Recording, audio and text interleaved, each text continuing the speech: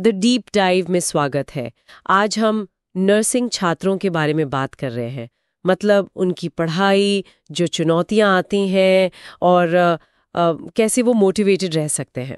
हाँ। हमारे पास एक लेख है, नर्सिंग प्रेरणा और अध्ययन युक्तियां।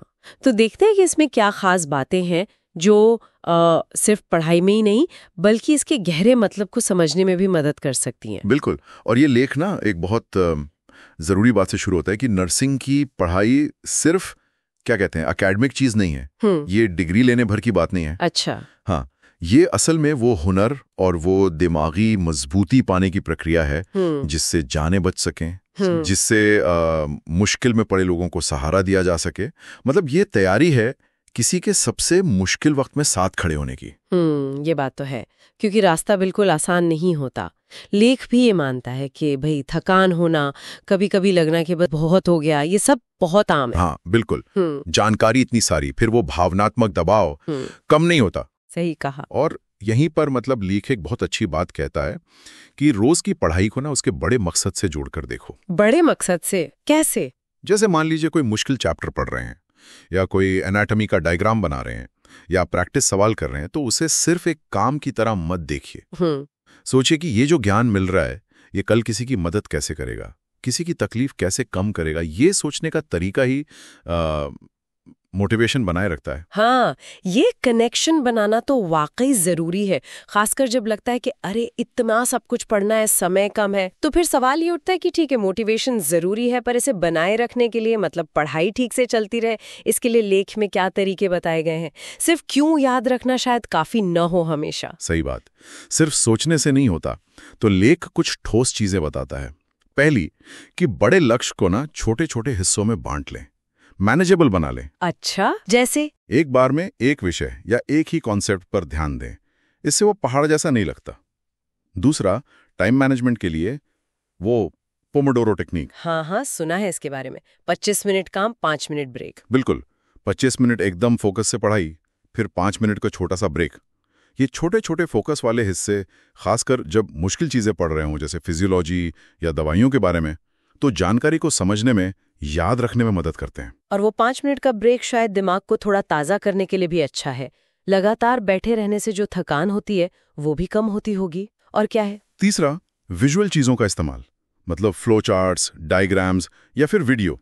हाँ, नर्सिंग में बहुत सारी प्रक्रियाएं होती हैं, सिस्टम होते हैं एक दूसरे से जुड़े हुए। हाँ, वो तो है। तो उन्हें देखकर समझना अक्सर पढ़ने से ज्यादा आसान होता है और याद भी रह जाता है।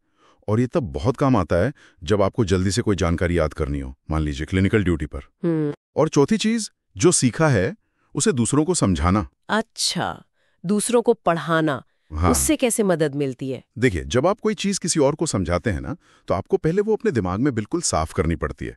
आपको आसान शब्दों में बताना होता है, कनेक्शन बनाने पड़ते हैं। हाँ, बात तो सही है। ये एक तरह से एक्टिव रिकॉल है और जानकारी को जोड़ने का, सिंथेसाइज करने का बहुत अच्छा तरीका है। नर्सिंग जैसी फील्ड में तो ये बहुत जरूरी है, जहां अलग अलग जानकारी को जोड़कर पूरी तस्वीर बनानी होती है। तो ये सारे तरीके हो गए। और इन सब के साथ लेख बार बार उस असली मोटिवेशन पर लौटता है। वो क्यों? आप नर्स क्यों बनना चाहते हैं? लोगों की मदद करना, देखभाल करना। हाँ, और ये क्यों सिर्फ कोई मोटिवेशनल कोट नहीं है। लेख इसे एक तरह का इमोशनल एंकर मानता है। जब आप थके हों या कोई मुश्किल अनुभव हुआ हो, पढ़ाई में या ड्यूटी पर, तो ये क्यों आपको हिम्मत देता है, आपको संभाले रखता है। मतलब ये तकनीक है सिर्फ टाइम बचाने या याद करने का तरीका नहीं है। नहीं, बिल्कुल नहीं। ये नर्सिंग की पढ़ाई की जो भारी भरकम मांगे हैं ना, दिमागी भी और जज्बाती भी, उनको संभालने के औजार हैं। तो कुल मिलाकर संदेश यही निकलता है कि हाँ, नर्सिंग का रास्ता मुश्किल जरूर है, पर ये उतना ही सार्थक भी है।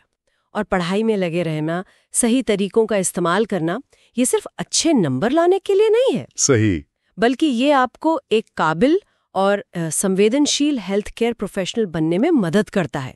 हर घंटा जो आप पढ़ाई में लगाते हैं वो उस भविष्य की तरफ एक कदम है जो आप बनाना चाहते हैं। जैसा लेख में कहा है, ये सिर्फ किताबें पढ़ना नहीं है, ये भविष्य लिखना है, अपना भी और दूसरों का भी। बिल्कुल। और इसी भविष्य लिखने वाली बात से एक सवाल और जहन में आता है, शायद इस पर आगे सोचा जा सकता है कि ये जो पूरी तैयारी की प्रक्रिया है, इतना ज्ञान लेना, इतनी मेहनत करना, इसके दौरान एक छात्र अपनी अंदरूनी ताकत और दूसरों के लिए जो सहानुभूति है उसके बीच संतुलन कैसे बनाता है, कैसे विकसित करता है। ये संतुलन बनाना शायद इस प्रोफेशन की सबसे बड़ी और सबसे अहम चुनौतियों में से एक है। और इसकी तैयारी पढ़ाई के दौरान ही कहीं ना कहीं शुरू हो जाती है, भले ही लेख में सीधे तौर पर न लिखा हो। ये वाकई एक बहुत गहरा और ज़रूरी सवाल है। इस पर ज़रूर सोचना चाहिए।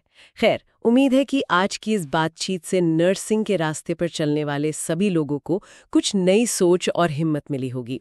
लेख की जो सकारात्मकता है उसे ध्यान में रखते हुए बस अपना बेहतर करते रहें।